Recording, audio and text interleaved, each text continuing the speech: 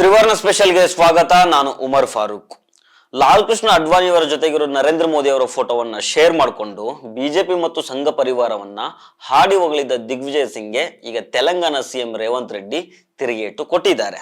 ಸದ್ಯ ರಾಷ್ಟ್ರ ರಾಜಕಾರಣದಲ್ಲಿ ಹಿರಿಯ ನಾಯಕ ದಿಗ್ವಿಜಯ್ ಸಿಂಗ್ ನಡೆ ಬಗ್ಗೆ ಭಾರಿ ಚರ್ಚೆ ಆಗ್ತಾ ಇದೆ. ಒಂದ್ ಕಡೆ ದಿಗ್ವಿಜಯ್ ಸಿಂಗ್ ಅವರನ್ನ ಕಾಂಗ್ರೆಸ್ನ ನಾಯಕರು ಪ್ರಶ್ನೆ ಮಾಡ್ತಾ ಇದ್ದಾರೆ, ಇನ್ನೊಂದ್ ಕಡೆ ಶಶಿ ತರೂರು ದಿಗ್ವಿಜಯ್ ಸಿಂಗ್ ಅವರನ್ನ ಸಮರ್ಥಿಸಿಕೊಂಡಿದ್ದಾರೆ. ಕಾಂಗ್ರೆಸ್ನಲ್ಲಿ ನಡೀತಾ ಇರೋ ಈ ಅಂತರ್ಯುದ್ಧದ ಬಗ್ಗೆ ಈ ವಿಡಿಯೋದಲ್ಲಿ ಡೀಟೇಲ್ ಆಗಿ ನೋಡೋಣ. ಆದ್ರೆ ಅದಕ್ಕೂ ಮೊದಲು ನೀವಿನ್ನೂ ನಮ್ಮ ಚಾನಲ್ ಅನ್ನ ಸಬ್ಸ್ಕ್ರೈಬ್ ಮಾಡಿಲ್ಲ ಅಂದ್ರೆ ದಯವಿಟ್ಟು ಸಬ್ಸ್ಕ್ರೈಬ್ ಮಾಡ್ಕೊಳ್ಳಿ. ಹಾಗೆ ಈ ವಿಡಿಯೋವನ್ನ ಕೊನೆ ತನಕ ಮಿಸ್ ಮಾಡದೆ ನೋಡಿ.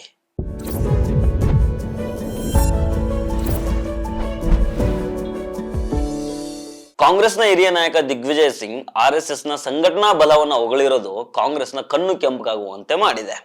ಈ ನಡುವಲ್ಲೇ ಕಾಂಗ್ರೆಸ್ ನಾಯಕ ಶಶಿ ತರೂರು ದಿಗ್ವಿಜಯ್ ಸಿಂಗ್ ಅವರಿಗೆ ಬೆಂಬಲ ಕೊಟ್ಟಿದ್ದಾರೆ. ತೆಲಂಗಾಣ ಸಿಎಂ ರೇವಂತ್ ರೆಡ್ಡಿ ಕೌಂಟರ್ ಕೊಟ್ಟಿದ್ದಾರೆ. ದಿಗ್ವಿಜಯ್ ಸಿಂಗ್ ಅವರು ಕೋರಾದಲ್ಲಿ ಪೋಸ್ಟ್ ಮಾಡಿರೋ ಫೋಟೋದಲ್ಲಿ ಮೋದಿ ಅವರು ಸಾಮಾನ್ಯ ಕಾರ್ಯಕರ್ತನಂತೆ ತಮ್ಮ ಲೀಡರ್ LK ಅಡ್ವಾಣಿ ಅವರ ಮುಂದೆ ಕೆಳಗಡೆ ಕೂತ್ಕೊಂಡಿದ್ದಾರೆ.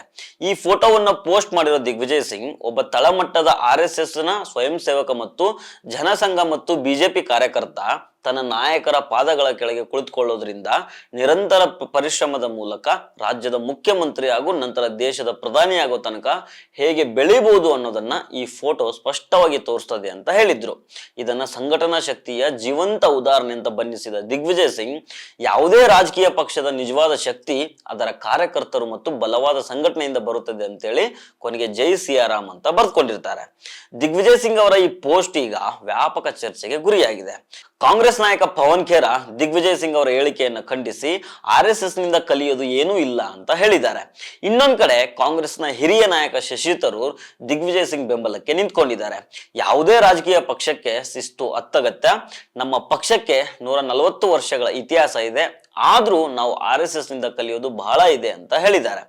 ಈ ಬಗ್ಗೆ ದಿಗ್ವಿಜಯ್ ಸಿಂಗ್ ತಮ್ಮ ಅಭಿಪ್ರಾಯ ಹೇಳಿದ್ದಾರೆ ಅಂತ ಶಶಿ ತರೂರ್ ದಿಗ್ವಿಜಯ್ ಸಿಂಗ್ ಪರವಾಗಿ ಬ್ಯಾಟಿಂಗ್ ಮಾಡಿದ್ದಾರೆ. ಮತ್ತೊಂದ್ ಕಡೆ ತೆಲಂಗಾಣ ಸಿಎಂ ರೇವಂತ್ ರೆಡ್ಡಿ ಅವರು ದಿಗ್ವಿಜಯ್ ಸಿಂಗ್ಗೆ ಸೋಷಿಯಲ್ ಮೀಡಿಯಾದಲ್ಲಿ ತಿರುಗೇಟು ಕೊಟ್ಟಿದ್ದಾರೆ. ಸೋನಿಯಾ ಗಾಂಧಿ ಅವರ ನಾಯಕತ್ವದ ಅಡಿಯಲ್ಲಿ ಹೊರಗಿನ ಇಬ್ಬರು ನಾಯಕರು ಪ್ರಧಾನಿ ಹುದ್ದೆ ಅಲಂಕರಿಸಿರೋದನ್ನ ನೆನಪು ಮಾಡಿದ್ದಾರೆ. ಸೋನಿಯಾ ಗಾಂಧಿ ಅವರ ನಾಯಕತ್ವದ ಅಡಿಯಲ್ಲಿ ತೆಲಂಗಾಣದ ಒಂದು ಕುಗ್ರಾಮದಿಂದ ಬಂದ PV ನರಸಿಂಹರಾವ್ ಪ್ರಧಾನಿ ಹುದ್ದೆ ತನಕ ಹೇರಿದ್ರು. ಸೋನಿಯಾ ಗಾಂಧಿ ಅವರು ಡಾಕ್ಟರ್ ಮನಮೋಹನ್ ಸಿಂಗ್ ರಂತ ಅರ್ಥಶಾಸ್ತ್ರಜ್ಞರನ್ನ ಪ್ರಧಾನಿಯಾಗಿ ಮಾಡಿದ್ರು ಅಂತ ರೇವಂತ್ ರೆಡ್ಡಿ ಸೋಷಿಯಲ್ ಮೀಡಿಯಾದಲ್ಲಿ ಪೋಸ್ಟ್ ಮಾಡಿದ್ದಾರೆ. ಒಟ್ನಲ್ಲಿ ಮೇಲ್ನೋಟಕ್ಕೆ ಕಾಂಗ್ರೆಸ್ನಲ್ಲಿ ಅಂತರ್ಯುದ್ಧ ನಡೀತಾ ಇದೆಯಾ? ಕಾಂಗ್ರೆಸ್ನ ಹಿರಿಯ ನಾಯಕರು ರಾಹುಲ್ ಗಾಂಧಿ ನಾಯಕತ್ವದ ವಿರುದ್ಧ ಕೋಪಗೊಂಡಿದ್ದಾರಾ? ಈ ಪ್ರಶ್ನೆಗಳು ಈಗ ಕಾಂಗ್ರೆಸ್ ವಲಯದಲ್ಲಿ ಉಟ್ಕೊಂಡಿದ್ದಾವೆ.